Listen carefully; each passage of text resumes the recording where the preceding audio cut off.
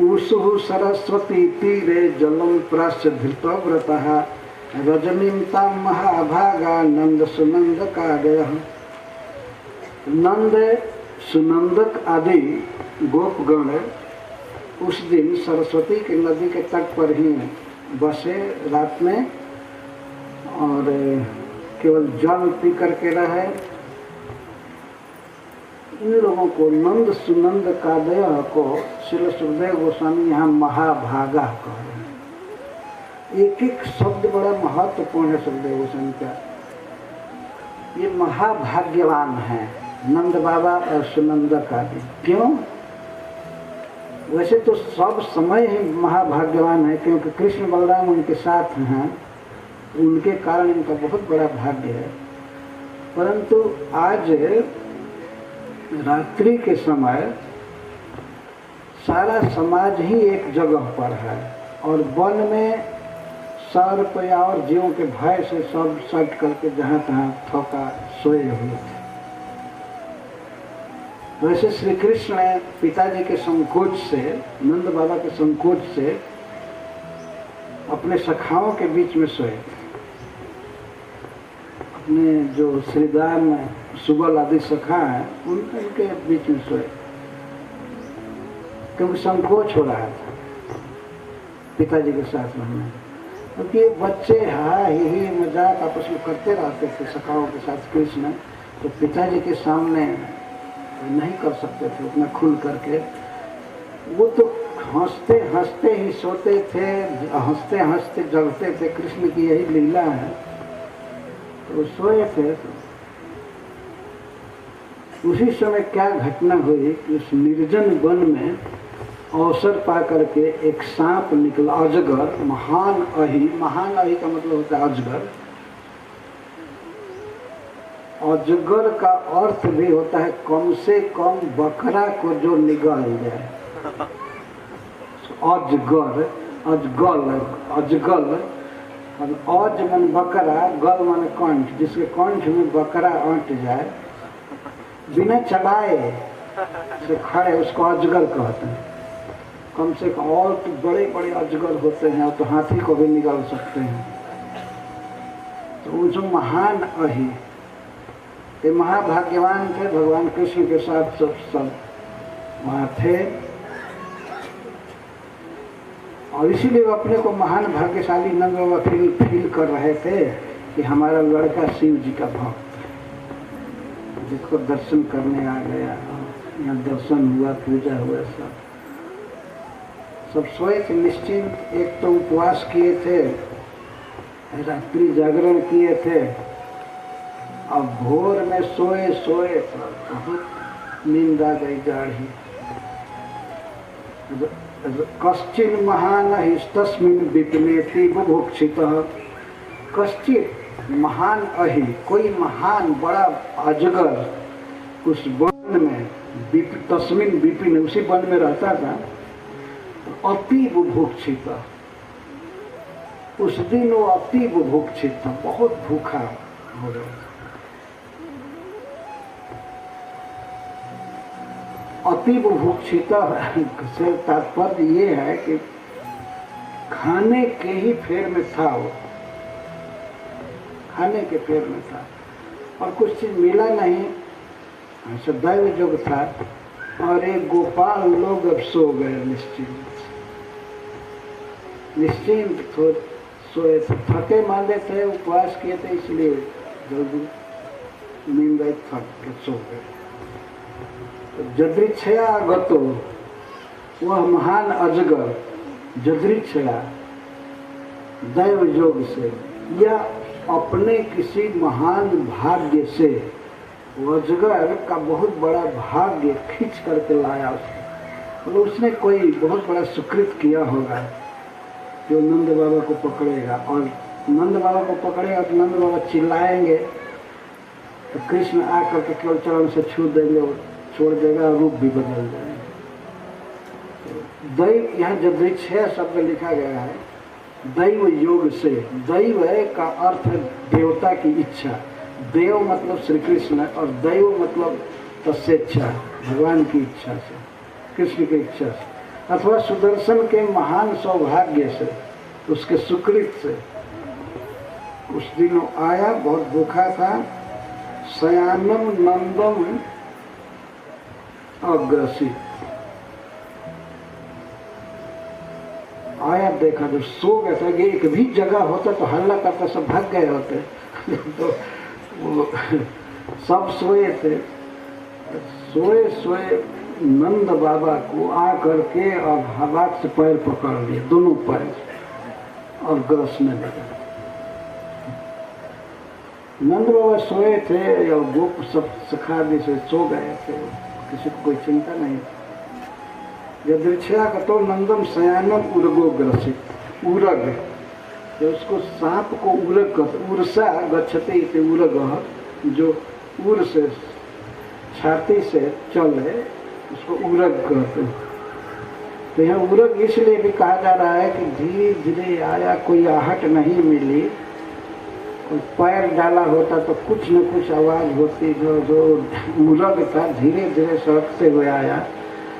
तो भगवान ने सबको बुद्धि दी है। वृंदावन में हम देखते हैं वानरों को, तो कोई ट्रेनिंग नहीं दी गई है उनको, लेकिन वो जान जाते हैं कि ये फल बेचने वाला इस समय असावधान है, या इस समय इस व्यक्ति का घर खुला है। वो ले ही लेते हैं, कोई ना कोई सामान ले लेते हैं, इतनी बुद्धि है। तो पूरक उस अजगर को भी ध्यान था कि अब सब नाच गान तमाशा कीर्तन पूरा हो चुका है और ये लोग अब सो रहे हैं। तो छाती के बल से धीरे धीरे सरकते हुए आया और आ करके शयानम नंदम और ग्रसित, सोए हुए नंद को ग्रस लिया। जब पैर ग्रस लिया और दबाया जोर से,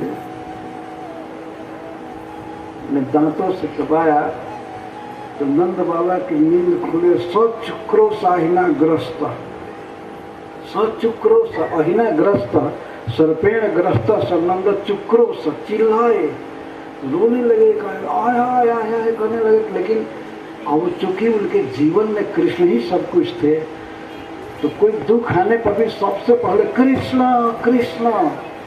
तो जिह्वा का स्वभाव था नंद बाबा का कि यह शब्द कृष्ण बहुत प्रिय था उनको, और हर एक बार विपत्ति में कृष्ण को ही पुकारने की आदत थी। वो जानते थे कि भगवान नारायण की कृपा है इस पर, इसमें अविष्ट होकर के नारायण भगवान रक्षा करते हैं, गिरिराज जी को धारण करके ब्रज को बचाइए किए वो किए। तो चिल्लाए जो से कृष्ण कृष्ण, क्या हो गया क्या हो गया, जोर से बुलाया, चीख रहे थे, सामान्य स्वर में नहीं पुकार, रोते हुए कृष्ण कृष्ण।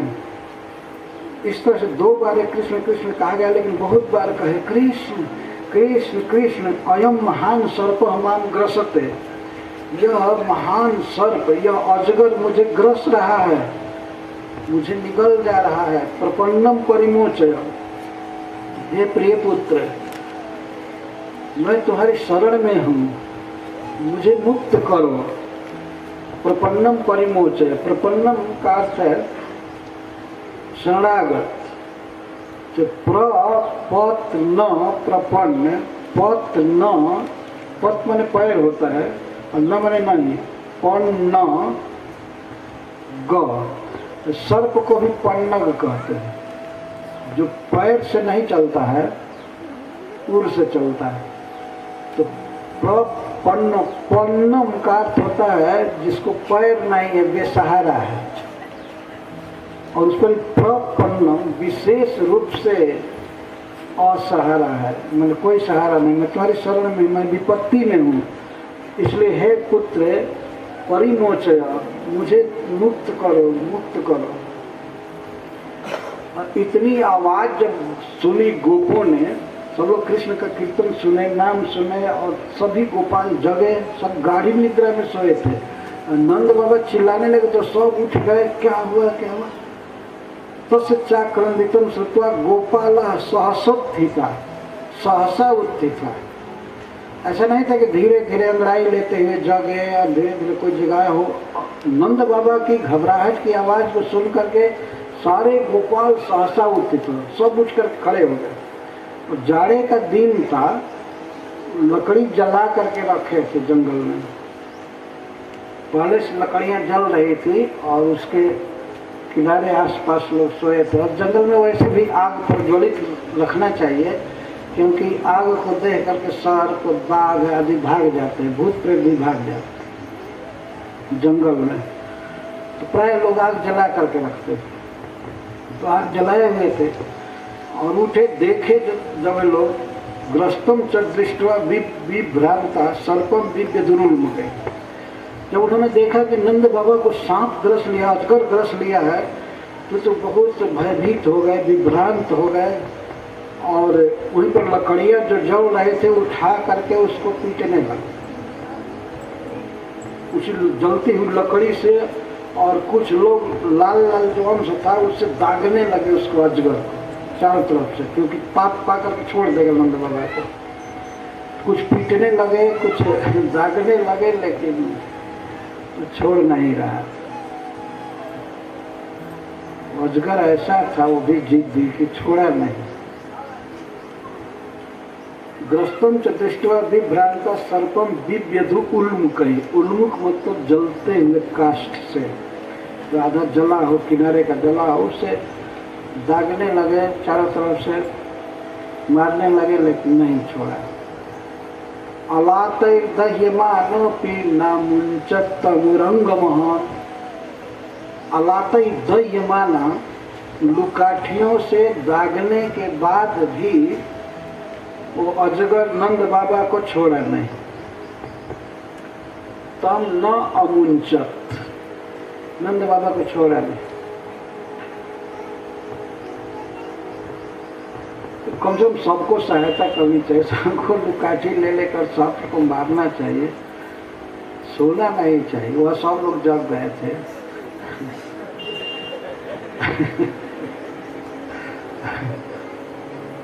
बहुत भारी हंगामा मच गया होगा। क्या होगा, नंद बाबा को अजगर ग्रस रहा है।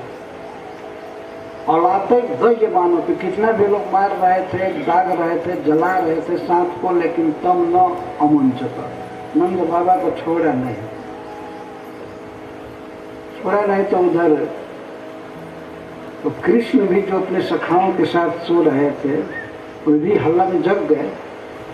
जग गए तो उन्होंने अपने पिताजी की आवाज़ सुना, कृष्ण कृष्ण कृष्ण। तो वहाँ से बहुत जल्दी दौड़ करके नंद बाबा के पास आए और आ करके पूछ के तरफ से तो थोड़ा सा अपने चरण कमल से छू दिए। चरण कमल से छू दिए। छूते ही वो अजगर के आकार में जो जीव था वो फर्स्ट क्लास का विद्याधर गंधर्व हो गया। अद्भुत रूप था उसका, पहले से भी अधिक सुंदर रूप बन गया। कृष्ण के चरण कमल का स्पर्श करते भगवान मारे नहीं। सर्प को ऐसा नहीं था कि मारे, जो लुकाठी से बड़ी बड़ी लकड़ियों से छोड़ ही नहीं रहा, वो चरण कमल से मारने से छोड़ने वाला है। पर वो जाकर के छू गए। अभ्यत्य श्री सुखदेव गोस्वामी कहते हैं कि तमस्पृशद पदाभ्यत्य भगवान सात्वताम पति। सामान्य भक्तों के भी जो पालक हैं, अपने पिता के लिए कहना ही क्या, तो स्नेह के समुद्र में भगवान अपने पिता के प्रति तो जा करके और छुए। तो वो छोड़ दिए नंद बाबा को और स्वयं अपना सर्पाकार शरीर भी छोड़ दिया। दोनों मुक्त हो गए, नंद और सर्प दोनों। सर्प को उन्होंने मुक्त किया, सर्प जोनी से उस विद्याधर को मुक्त किया, और नंद बाबा को। देखिए भगवान का कितना मंगलमय स्वभाव है। सब लोग लुकाठी से मार रहे थे और भगवान केवल जाकर छू दिए। अपने जुगत एक एक ही चरण कमल से दाहिने से छुए। श्रीमत पाद लिखा गया है सुखदेव गोस्वामी का। सवै भगवत श्रीमत् पादस्पर्श हता शुभ भेजे सर्प बपुर हित्वा रूपम विद्याधरार्चितम। भगवान के परम सुंदर सुकुमार चरण कमल के स्पर्श से उसके सारे अशुभ अमंगल ध्वस्त हो गए, जो उसे सर्प जोड़ी में डाले हुए थे। ऋषियों का जो उसने अपराध किया था, पाप किया था, वो सब खत्म हो गया। अतः सर्प बपुर हित्वा, सर्प देह छोड़ करके विद्याधरार्चितम रूपम भेजे। विद्याधरों में भी सबसे श्रेष्ठ रूप, सबसे सुंदर रूप धारण किया हो अजगर। अभेद्य पर हरीश्वरी जी लिखते हैं, आप लोगों ने सुना होगा बच्चों को गोप बालकों को ग्रस्त लिया था आग। तो हरीश्वरी जी कहते हैं अघात समुद्रिता जेना, जिस प्रभु ने औघ नामक सांप से पशुओं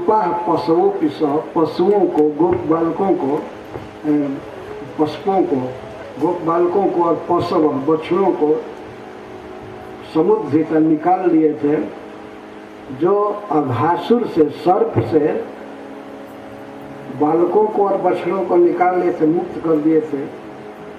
वही प्रभु जब सुने कि हमारे पिताजी को एक सांप ग्रसा है, तो कथम नस्यान्वित, क्यों नहीं वे दौड़ेंगे। जो बच्चों को और बछड़ों को सांप से मुक्त कर दिए, तो पिताजी को ऐसे ही सांप से ग्रस्त देख करके नहीं दौड़ेंगे? दौड़ेंगे, जरूर दौड़ेंगे। जब बछड़ों को और साधारण बच्चों को मुक्त करने के लिए वे दौड़े, तो पिता को सांप से मुक्त करने के लिए क्यों नहीं दौड़ेंगे? इसलिए अभिएत्य, इसमें श्रील सुखदेव गोस्वामी बोलते अभेद्य। अभेद्य का अर्थ बहुत शीघ्रता से अपने पिता की तरफ आए और आ करके उसको छुए सांप को।